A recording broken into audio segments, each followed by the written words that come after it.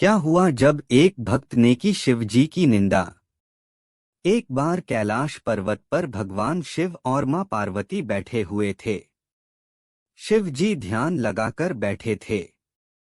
तभी पार्वती जी ने देखा कि वे मंद मंद मुस्कुरा रहे हैं। पार्वती जी के मन में प्रश्न उठा कि आज महादेव ध्यान मुद्रा में भी क्यों मुस्कुरा रहे हैं। उन्होंने भोले बाबा की समाधि समाप्त होने पर उनसे पूछा, स्वामी मैंने आपको पहली बार समाधि में मुस्कुराते हुए देखा है, इसका क्या कारण है। शिव जी ने उन्हें बताया कि उनके एक भक्त और उसकी पत्नी की बातें सुनकर वे मुस्कुरा रहे थे।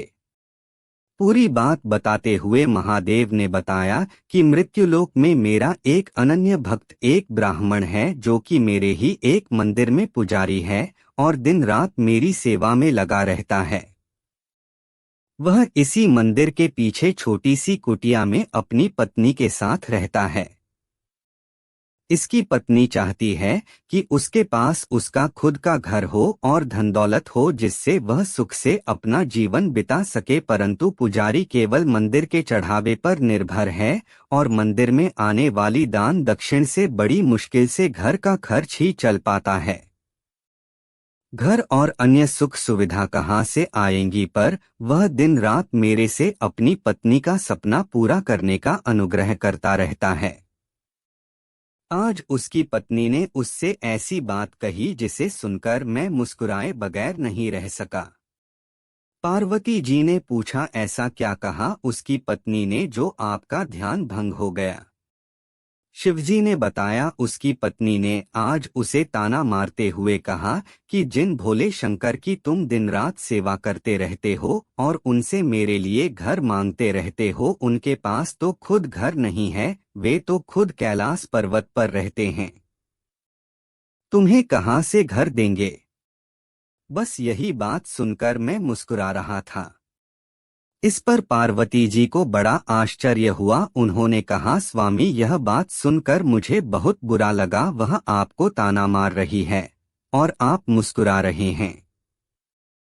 आप उसे एक घर और सुख सुविधाएं दे दीजिए जिससे वो आपकी निंदा न कर सके। इस पर शिव जी ने कहा, पार्वती यह मेरे वश में नहीं है। ये सभी प्राणी तो मृत्युलोक में रहते हैं, अपने पिछले जन्म के और साथ ही इस जन्म के कर्मों का फल भोग रहे हैं। और जैसे ही इनके कर्मों का फल इन्हें मिल जाता है, उन्हें सभी प्रकार के सुख मिलना शुरू हो जाते हैं और अंत में वे मुक्ति पा जाते हैं। इसीलिए इसे मृत्युलोक कहा गया है। मनुष्य बार बार जन्म लेकर अपने कर्मों का हिसाब चुकाता है। यह कर्म भूमि है, बिना कर्म के गति नहीं है। आगे शिव जी ने कहा, यह ब्राह्मण पिछले जन्म में एक साहूकार था जो कि लोगों की जमीन, उनके जेवर पशु आदि गिरवी रखकर उन्हें पैसे देता था और उनकी जमीन हड़प लेता था, और जो दूसरों के जेवर और ब्याज में पैसा मिलता था उसका उपयोग यह उसकी पत्नी भी किया करती थी। इसी कारण आज इस जन्म में इसे घर नहीं मिल सकता और इसकी पत्नी जिसने उन वस्तुओं का उपयोग किया वह भी इसके साथ यह कर्मफल भोग रही है। इस जन्म में यह मेरी सेवा कर रहा है, जिससे इसके कर्मों के फल में जो कष्ट मिलने थे वे मेरी भक्ति के कारण इसे नहीं मिल रहे हैं। इसका जीवन शांति से कट रहा है, पर जब तक इसके कर्मों का हिसाब पूरा नहीं होता इसे घर और अन्य सुविधाएं नहीं मिल सकती। यही विधि का विधान है। पार्वती जी ने कहा, यह तो ठीक है, पर उसकी पत्नी जो आपकी निंदा कर रही है उसका क्या। तब शिव जी ने कहा, संसार में जैसे जैसे कलयुग का समय निकट आता जाता है, मनुष्य भगवान की भक्ति करने के स्थान पर उनकी निंदा करने लगेगा। यह सृष्टि के आरंभ में ही लिखा जा चुका है।